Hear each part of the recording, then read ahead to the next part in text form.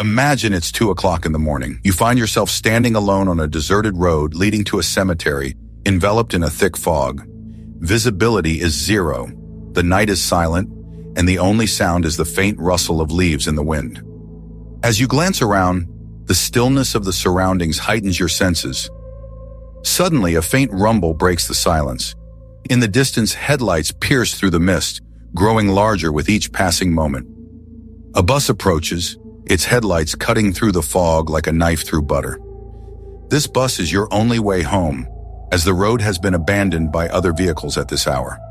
Most people would jump at the chance to board any vehicle, especially when faced with such isolation. However, the hairs on your neck stand on end at the sight of this bus. A gut feeling tugs at your insides, whispering that this bus might not lead you home, but to a place far more sinister, a place where your very soul could tremble in fear. Now, you've imagined the scenario, right? But what if I told you that a passenger in China experienced something eerily similar? A story that involves critical decisions and a terrifying journey, where a split-second choice could mean the difference between life and death. In the course of this chilling narrative, we will explore how sometimes your instincts and choices can either save you or lead you into the depths of danger. Today's story is one of the most haunting tales you will ever hear. As you listen, think about what you would do in such a situation. What if you were there? The tension will grip you, and you may find yourself questioning your choices and the essence of fate itself. The tale begins on a fateful night in China, where there exists a bus route numbered 375 that travels from Yunmingwan to Pregnant Hills, a journey of only 16 kilometers. This bus, however, serves a specific purpose. It caters to the night workers in the area. On the midnight of November 14, 1995, this bus was operating on its normal route, unaware that the events of that night would etch themselves into the annals of urban legends. The bus approached a stop known as Summer Palace, where a few passengers were waiting. 4 people, to be exact. A couple, appearing to be a husband and wife, stood alongside an elderly woman and a young man in his early 20s. They boarded the bus and noticed something peculiar. Inside, only 2 figures were present, the driver and the conductor. The couple settled into the seats behind the driver, while the elderly woman and the young man chose seats facing each other. As the bus continued down its route, the clock ticked past 2. It was the last ride of the night, and after this, the bus would head to the depot for the night. However, a dense fog had settled, obscuring everything beyond a few feet. The driver switched on the headlights, yet the visibility remained virtually non-existent. The driver, feeling the strain of the eerie atmosphere, turned to the passengers to address his concern. "Should we take a different route?" he asked, sensing the unease that blanketed the bus. The conductor, seated next to him, agreed that an alternate path might be safer, but the couple sitting behind them disagreed vehemently, insisting that they wanted to reach home as quickly as possible. Their dismissive attitude cast a shadow of discomfort over the other passengers. With no consensus reached, the bus continued along its intended path. The couple was adamant about their decision to stay on this route. As they approached the final turn before dropping off the passengers, the bus driver felt a surge of anxiety. The fog thickened, and the unsettling silence deepened, creating an oppressive atmosphere. It was almost as if the night itself was holding its breath, waiting for something to happen. Just moments later, the bus rounded a corner when the driver spotted 3 figures standing in the middle of the road. In an instant, he slammed on the brakes, jolting the bus to a halt. The young man seated near the front turned to the driver, bewildered. "What are you doing? You can't just stop here." "Look carefully," the driver replied, his voice shaky. "There are 3 people blocking the road." He gestured toward the figures. The trio approached the bus, and as they stepped inside, the passengers were struck by an overwhelming sense of dread. The newcomers were dressed in clothing reminiscent of a bygone era. Tattered robes that appeared to have seen centuries of wear. They exuded an unsettling aura that sent chills down the spines of the other passengers. The central figure, a tall man with unkempt hair, appeared to be the leader of the group, his hands held high as if in a gesture of surrender. The 2 accompanying him looked equally disheveled, their faces gaunt and weary. The elderly woman gasped, feeling a knot of anxiety tighten in her stomach. "There's something off about them," she whispered to the conductor, who merely nodded, equally disturbed. The atmosphere grew tense as silence enveloped the bus. No one dared to speak. The unsettling presence of the three strangers felt like a dark cloud hanging over them. The young man tried to make light of the situation, joking nervously about the ghostly appearance of the newcomers, but his laughter fell flat against the backdrop of mounting fear. The couple, still unconvinced of the danger, whispered amongst themselves. "They might just be actors or performers. Look at their clothes. They probably just came from a play or something," the wife said, attempting to rationalize the situation. However, the more she spoke, the more anxious the elderly woman became. "Something's not right. We need to get away from here," she muttered, her voice barely audible.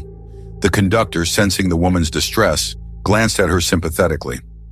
"Perhaps they're just looking for a ride to the next stop," the conductor suggested, trying to ease the tension.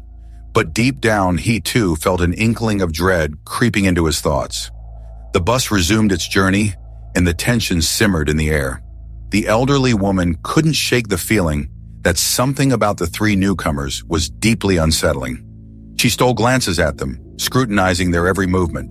The man in the center, whose hands remained raised, seemed to be speaking softly to himself, his lips moving in an inaudible chant. Just then, the young man noticed something peculiar about the three figures. "Look at their clothes," he said, pointing. "They look ancient. Are they actors from a historical play or something?" The elderly woman shook her head vigorously.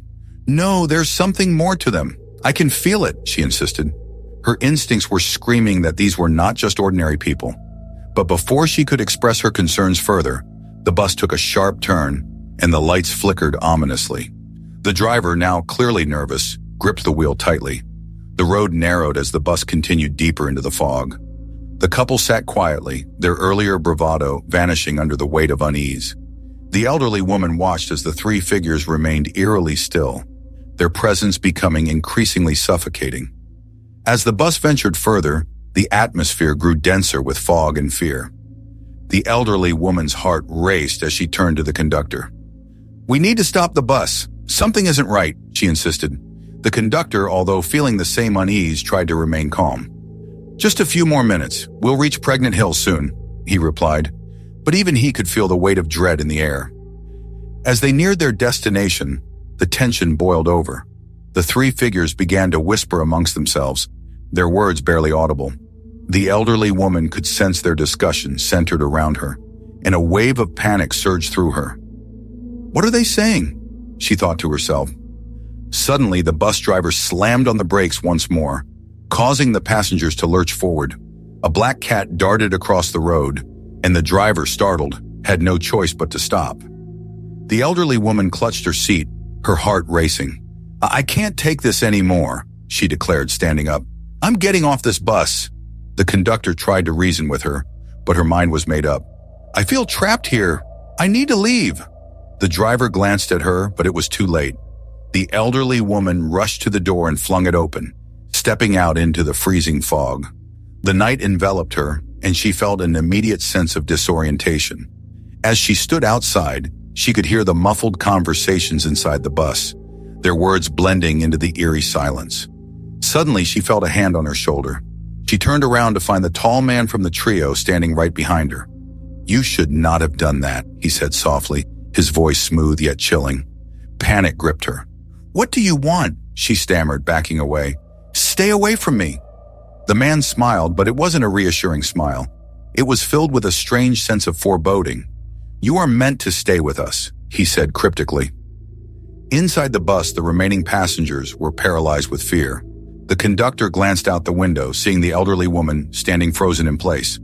"We need to help her," he shouted, but the bus driver shook his head, terrified. "It's not safe. She should stay inside," he yelled, but as he turned to the remaining passengers, he noticed that the three figures were now looking at them intently. "What is happening?"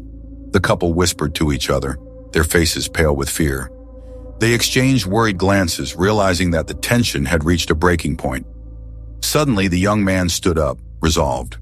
"I'm going after her," he said, ignoring the protests of the others. Without waiting for a response, he opened the door and stepped outside, leaving the warmth of the bus behind. As he approached the elderly woman, he felt an unnatural chill in the air. "Are you okay?" he asked, but she barely responded. Her eyes were fixed on the tall man standing beside her, who now wore a sinister grin. "Run!" she finally shouted, her voice filled with urgency. The young man hesitated, but something inside urged him to obey. He grabbed her arm and began to pull her away, but the man blocked their path. "You cannot escape," he said, his voice low and ominous. Meanwhile, the couple inside the bus watched in horror as the scene unfolded. The conductor felt trapped between his duty to the passengers and the need to help the elderly woman. "We can't just leave them," he insisted. Just then, the bus jolted violently. The driver had lost control, the steering wheel spinning as the vehicle veered off the road. The couple screamed, and the bus spun wildly, plowing through the fog out of control. The young man, still holding on to the elderly woman, could only watch in horror as the bus disappeared into the mist.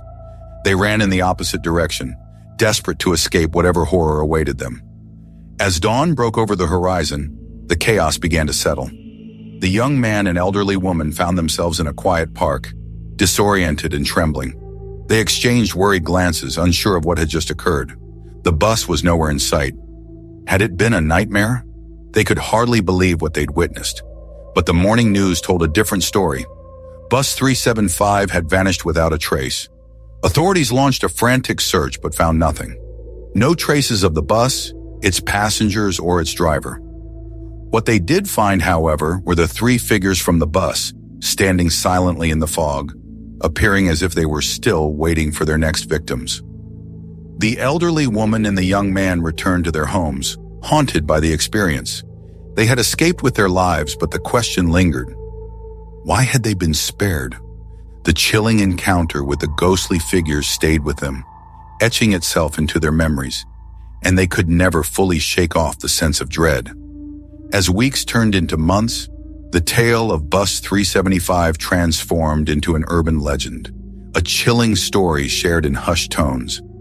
Those who lived in the area warned each other about the ghost bus that roamed the night, forever trapped in a cycle of terror. The once bustling route became deserted at night. The local bus company decided to discontinue the service, fearing for the safety of passengers. The story spread, becoming a cautionary tale, reminding others of the dangers of late-night travel. Reports of sightings and eerie experiences continued to flood in. People claimed to see the bus appearing in the fog, with ghostly figures beckoning them to board. Others reported hearing strange whispers carried by the wind, warning them to stay away from that cursed route. To this day, Bus 375 remains a chilling enigma, a reminder of the boundaries between our world and the unknown. People still talk about it, and new generations hear the story of the ghost bus, its passengers forever trapped in a haunting journey. Some say that if you listen closely on foggy nights, you can still hear the distant sound of the bus approaching, a harbinger of doom lurking just beyond the veil of reality. So next time you find yourself waiting for a bus in the dead of night, remember the story of Bus 375. Take heed of your instincts and consider your choices carefully. You never know what might be lurking in the shadows, waiting for you to make a decision that could lead you into the depths of darkness. Will you board that bus, or will you heed the warning and walk away into the unknown? The choice is yours.